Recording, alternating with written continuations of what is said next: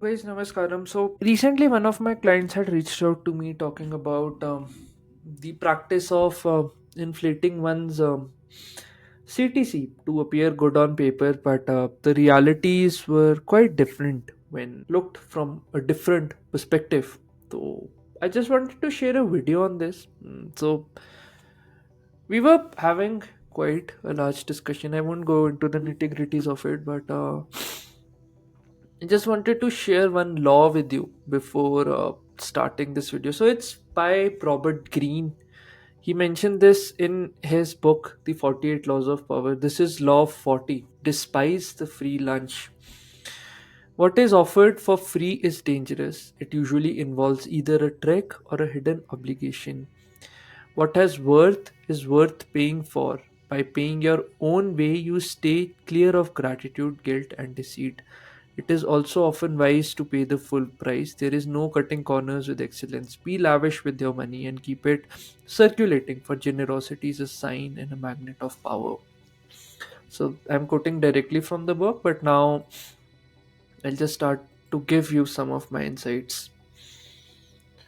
So often in life, you have seen that we crave a lot for freebies, and it happens across the board. It's not just in corporate settings, but it's in relationships. And how we are in one aspect of life is usually reflected in all other aspects of life. If you really understand the snippet which I shared with you, of course you should read the entire book, but still, if you just understand this small snippet, it can just help you to not get into a lot of untangling, let's say, tangled up, effed up situations. You won't chase those discounts, those unpaid shortcuts for getting your things done, no free favors, because excellence comes with a price. That's why this life, and I add the word long in quotations, is given to us so that we can pay the price, pay, let's say, the gift of excellence through our life. So think about it. Like, I'll take a very basic example. If you go to a party, don't worry, someone says, I'll pay, I'll help you with it. All of the party kind of goes well. But the next time, there's a subtle expectation in their mind that you'll be present, you'll help them, there would be a sort of loyalty and things like that. That's not a quote unquote generosity. It's with a shrewd mind, it's an investment with a shrewd mind, that if I'll give him or her my presence right now, he or she will help me in the future. And often you might have also seen that whenever such situations happen, you yourself are in a subtle form of guilt, that I must help him because he helped me the other day and things like that. Of course, if you're helping, go with that attitude that I would get nothing out of it. That is from the perspective of a nishkam karm yogi, that I'll just do things for the sake of him.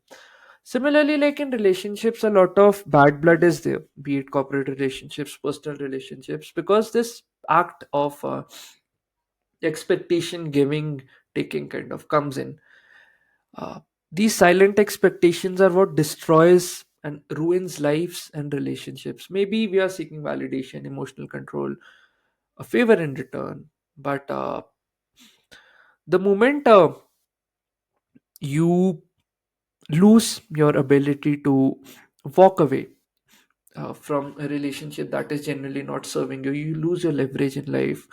It's the same with our society in India, that you see women are oppressed a lot because the things that should give them leverage are being taken away from them. From childhood, they have been taught, you're not uh, you're not worthy enough. Your only goal in life is to get married, go to a suitable partner, and due to this, a lot of unlived potential, unlived fears are kind of coming in the minds of, like, a lot of genuine women. Of course, there are narcissists and psychopaths in all settings, but just a general insight. Now, how does this work in the corporate setting? I think it's a very predominant. If I take the startup ecosystem, free interns. Why? Because if I come from a founder perspective, he thinks that he's saving money, but in return, there's no accountability. There's no quality of that work. And let's say if a person, an intern, is doing that, he'll also not give his fully because he knows that I'm just doing free labor. Maybe it's good in college to build up my resumes and things like that.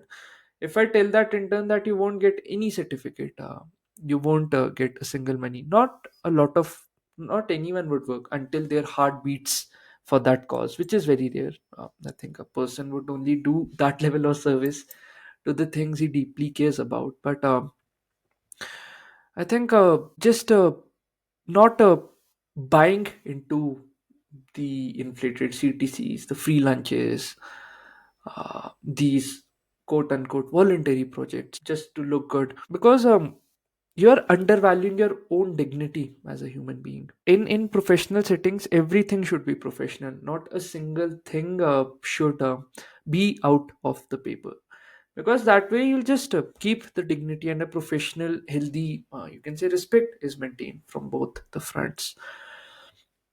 Even with excellence, don't cut corners. What is it that you want? Maybe a fit body, an excellence in a craft. Maybe you want to succeed in an ambition. Pay the full price. Pay it with your hard work, sweat, and tears. If you try to find shortcuts, cheat the process, it would come up later.